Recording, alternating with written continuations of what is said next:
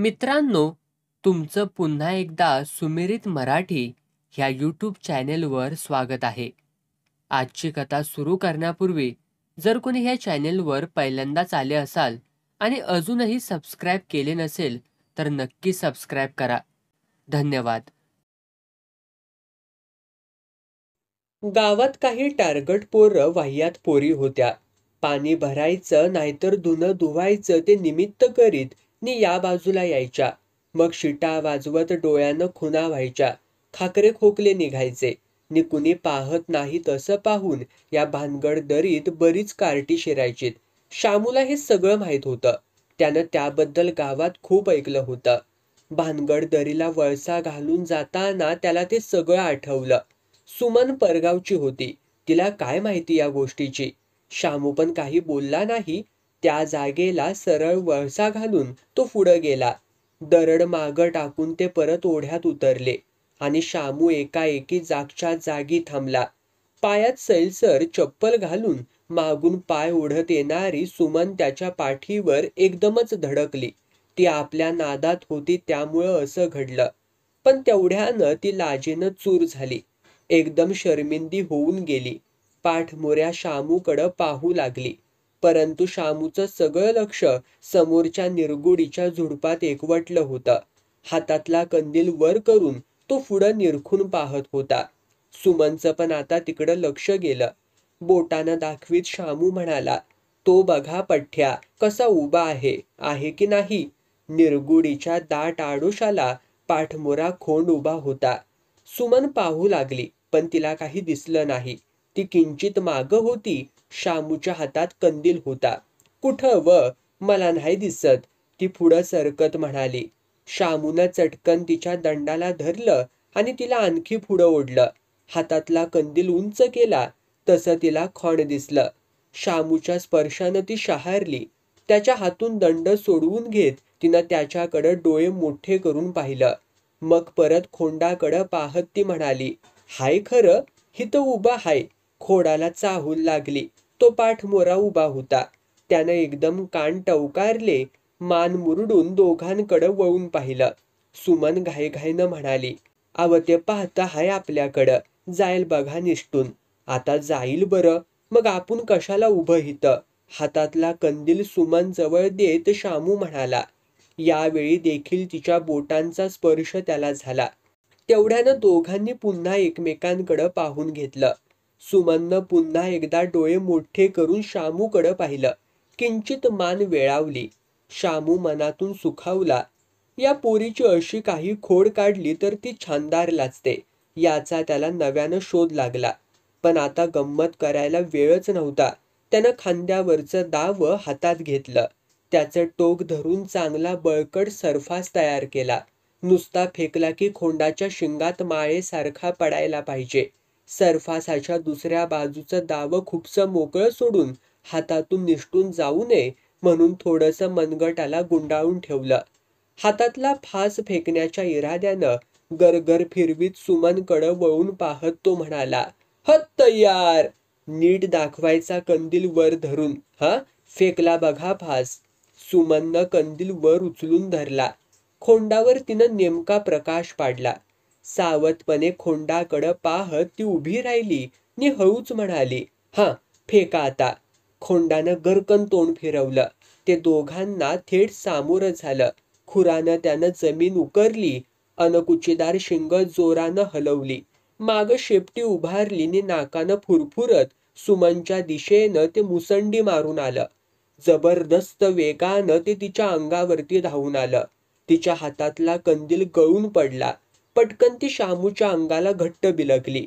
मेले ग असं घाबरून ती ओरडली. शामूनं एका हातानं तिला सावरून धरलं. खोंडाची मुसंडी सफाईदारपणे चुकवली आणि अतिशय चपळाईनं हातातला सरफास खोंडाच्या शिंगात नेमका अडकवून दिला. या गोष्टी इतक्या झरकन झाल्या की सुमनच्याच काय पण शामूच्या देखील चटकन काही ध्यानातच आलं नाही. मनगटाला गुंडाळलेल्या दाव्याला हिसडा बसला तसं शामूनं ओळखलं. खोंडाच्या शिंगात सरफास नेमका पडलाय.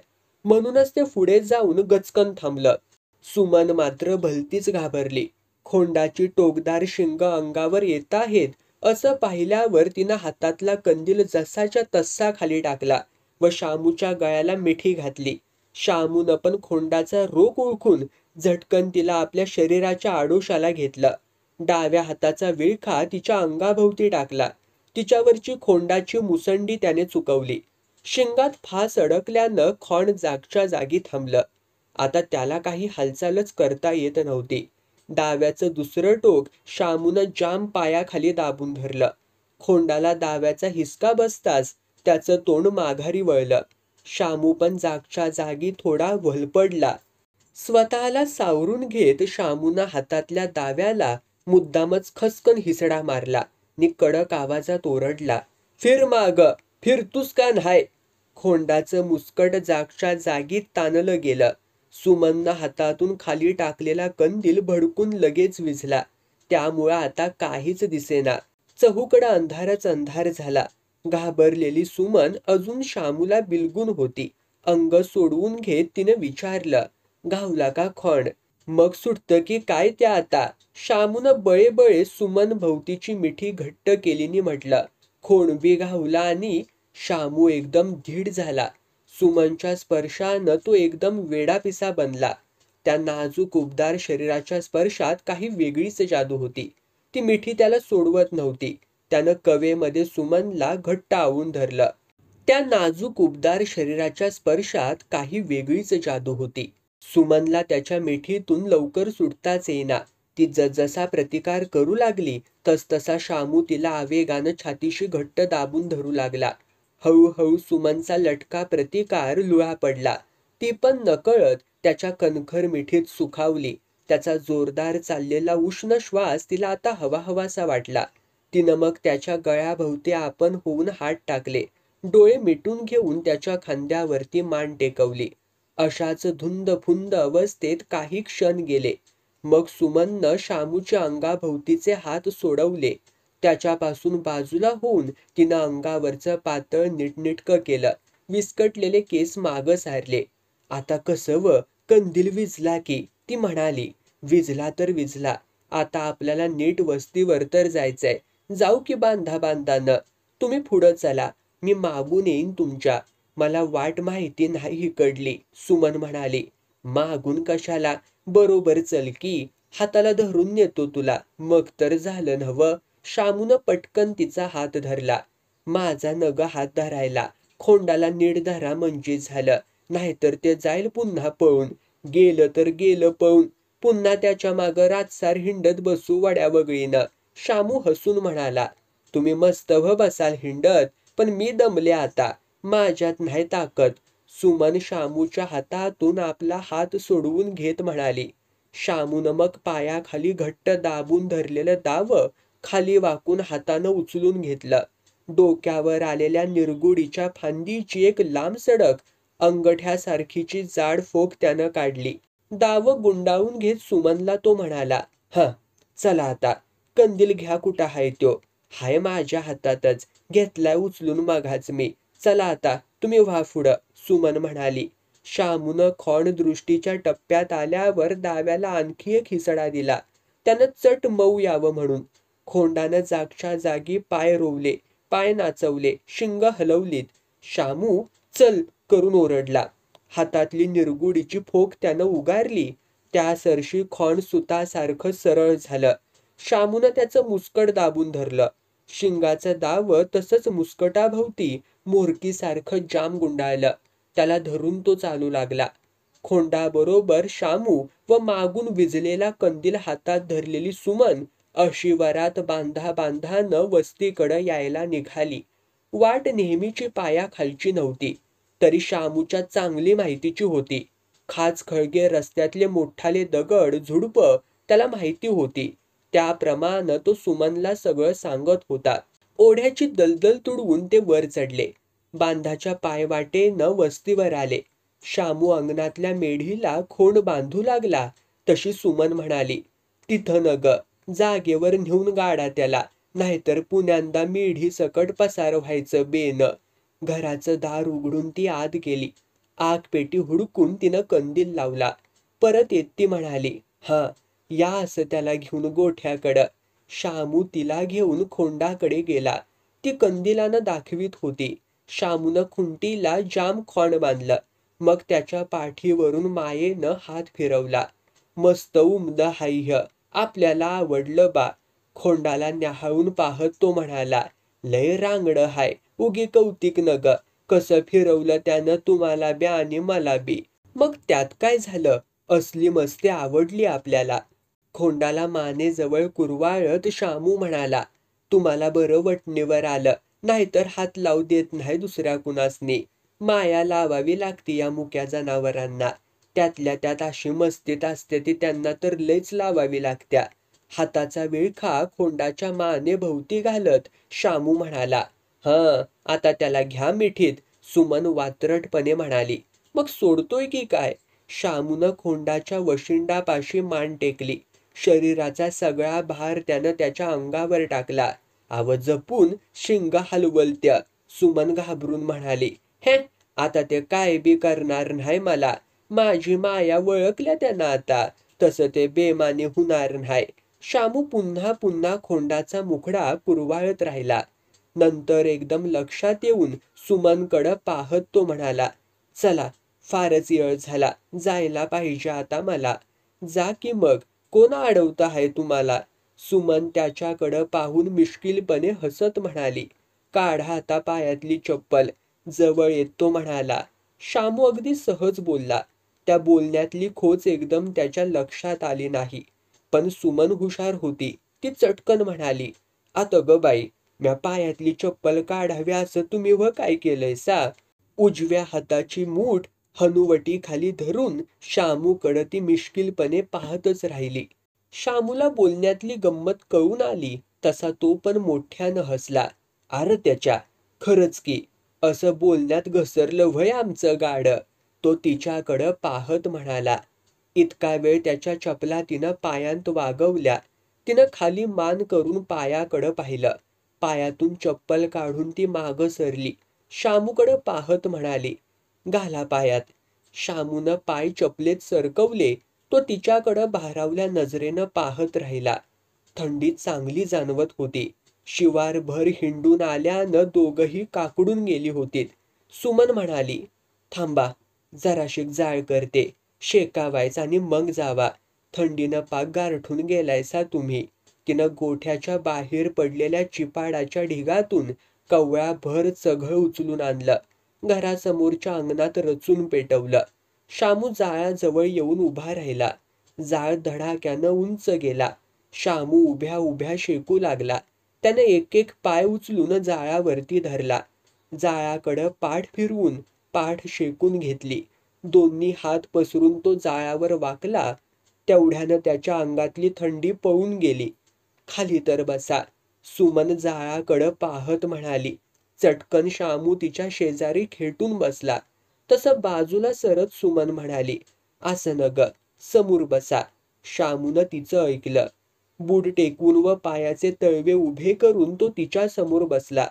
ती पण चवड्यावर होती ती ऐसपैस बसली. दोघांच्या मध्ये जाळ राहिला. उजेडात दोघांनी एकमेकांकडं पाहून घेतलं. मघाशी अंधारात त्यांच्याकडून जे काही घडलं त्याची दोघांना पण याद आली. सुमननं डोक्यावरचा पदर सावरला. मुठभर चिपाडं उचलून जाळ्यात टाकलीत. थोडं खाली वाकून फुंकर घातली. नि धगाट्याकडं ती पाहत राहिली. शामूची नजर तिच्या चेहऱ्यावरती खिळून होती. तिच्या ते ध्यानात आलं. चिपाडानं जाळ हलवीत ती म्हणाली, काय पाहतायसा एवढं. शामू हसला. विचार करतोय. शामू म्हणाला, कसला व. हेच, समोर जे आहे ते स्वप्न आहे का. शामू तेवढंच बोलून थांबला. तिच्या डोळ्यात पाहू लागला. सुमन हसली. समोर जाळ हाय त्याला हात लावा म्हणजे कळल, ती मिश्किलपणे म्हणाली. शामू हसला. पोरगी बोलण्यात मोठी पटाईत होती. गंमत म्हणून खरंच त्याने एक जळतं चिपाड उचललं. तळपायाशी चटका देण्यासाठी जवळ आणलं. तशी सुमन त्याचा एकदम हात धरून म्हणाली, आवा आव ह्य काय, पोळलं का नाही आता, टाका ते चिपाड बघू. शामू तिच्याकडं पाहून हसला. त्यानं चिपाड टाकलं. तिचा हात धरला. खरंच मी हिता आलो कशाला आणि झालं काय. भारावलेल्या आवाजात तो म्हणाला. सुमननं भुवया उंचावून त्याच्याकडं पाहिलं. वस्तीवर मी एकटा होतो. भीती वाटायला लागली म्हणून मामा संग बोलत बसायला हिता आलो. ते झालं निराळच सगळं. शामू स्वप्नाळूपणानं म्हणाला. हिता आल्यासारखं सोबत मिळाली ना? त्याच्या हातातला हात सोडवून घेत सुमन म्हणाली. हा, मिळाली खरं. मान हलवीत सुमनकडं पाहत शामू म्हणाला. अशी सोबत मिळेल हे स्वप्नात देखील वाटलं नव्हतं मला. समोरचा जाळ विझत आला होता, पण चिपाडाची धग अजून फुलून होती. जावं का मग आता? वावरात पीक काढून पडलंय. शामूनं परवानगी विचारली. जावं. विझत आलेला निखारा हातातल्या चिपाडानं ढवळीत सुमन म्हणाली. तिच्या आवाजात नाराजी होती, हिरमुसलेपणा होता. शामूच्या ते ध्यानात आलं. त्याचा पण तिथून पाय निघत नव्हता. तो आता चावड्यावर बसला. हातावर हात चोळून दोन्ही हाताची बोटं एकमेकात गुंतवून हनुवटी खाली धरीत तो म्हणाला. उठावसच वाटना झालंय.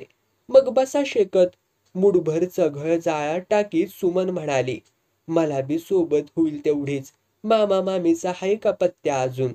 बोलण्याच्या भरात तिच्या डोक्यावरचा पदर ढळून मानेवरती पडला. शामूला ती तशी मस्त दिसली. एकदम बहुत सुंदर. तो तिच्याकडं पाहतच राहिला, पण तिनं लगेच डोक्यावर पदर सावरून घेतला. मामा मामीचं नाव निघाल्यावर शामू थोडा चमकला. मी बसतो खरा, पण तुमचं मामा आल्यावरती काय म्हणतील? शामूनं मनात आलं ते बोलून दाखवलं. त्यांना सांगीन मी, मला काय सांगायचं आहे त्या. सुमन चटकन म्हणाली. मग हरकत नाही, मग बसतोच तर आता. असं म्हणून शामू ऐसपैस मांडी घालून बसला. सुमन वरचेवर जाळात मूठ टाकत राहिली. भोवती काळी कुट्ट रात्र पसरली होती. उंच आभाळात चांदण्या तेवढ्या लुकलुक करीत होत्या. मधूनच वटवाघुळांचा थवा डोक्यावरून ची ची आवाज करीत जात होता. बाकी सगळं शांत होतं. धगधगत्या अग्नीसमोर दोघं बराच वेळ मूकपणे बसून राहिली. गावाकडच्या रस्त्यानं चाहूल आली तसं दोघांनी माना वळवून पाहिलं. अंधारात नीट दिसत नव्हतं, पण गावाकडून कुणीतरी येत होतं. दोघं पाहत राहिले. सुमननं कंदील त्या बाजूला उचलून धरला. त्याची वात मोठी केली. मामा मामी व त्यांच्या मागं नवीन घेतलेली म्हैस येत होती. जवळ आल्यावर स्पष्ट दिसली. शामू उठून उभा राहिला. मामानं मेढीला म्हैस बांधली. सुमननं पुढं होऊन कंदील दाखवला. मामा मामी व हातात कंदील घेतलेली सुमन शेकोटी जवळ आली. शामू बाजूला उभाच होता. मामा मामींनी त्याच्याकडं आळीपाळीनं पाहिलं. लई येळ झाला. किती ग वाट पाहायची मामी? सुमन मामीच्या अंगचटीस येऊन म्हणाली. पण तिच्या बोलण्याकडं लक्ष न देता दोघं अजून शामूकडंच पाहत होते. शामूला चोरट्यागत झालं. तो जागच्या जागी चुळबुळत राहिला. मामाच्या कपाळावरती आता आठ्यांचं जाळं पसरलं. शेकोटीच्या मंद प्रकाशात त्याचा चेहरा एकदम धगधगलेला दिसला. शामूला काही कळेच ना. तो आपला मुकाट्यानं उभा होता. सुमननं मामीकडं पाहिलं. ती तिला चिकटून उभी राहिली. पण मामी देखील संशयानं शामूकडं पाहत होती. शामूची चुळबुळ वाढली. त्याला ते सहनच होईना. आतल्यात गुदमरल्यागत त्याला झालं. त्यानं हातात धरलेला कंदील चाळवला. मामाकडं पाहत तो भीत भीत म्हणाला. फार उशीर झाला मामा. व्हय, म्हणून तू येळ साधलीस. मामा एकदम गरजले. एकटी पोरगी बघून असं केलंस व्हय र? तसं नाही मामा. शामू बोलायला लागला, पण त्याला पुरतं बोलू न देता मामा कडाडले. काही एक बोलू नगस. चल, चालता हो हितनं. हुतूस का न्हाय? एकटी पोर बघून बसलायस कुत्र्यावानी गोंडा घोळत. तिला घेऊन वड्याकडं कुठशी गेला होतास र तू? हा? अंतू मायानं सांगितले सगळं मला येता येता. तू एवढा असशील असं वाटलं नव्हतं आम्हासनी.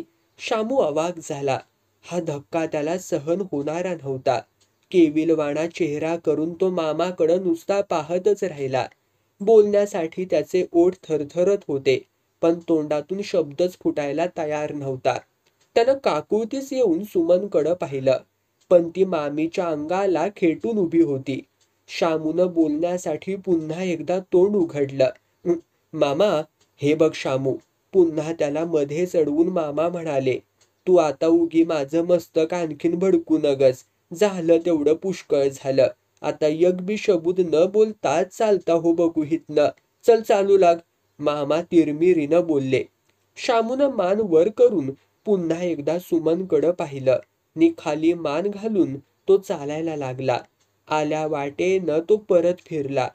झाल्या प्रकारानं तो हतबुद्ध झाला. भयंकर शर्मिंदा झाला. अंतू मायानं मामाला भलतं सलतं सांगून चांगलंच भिथरवून टाकलं होतं. शामूला हा घात सहन करणं फार फार जड गेलं. रात्रभर तो अंथरुणावरती तळमळत राहिला. त्याच्या मनाची एकसारखी घालमेल झाली.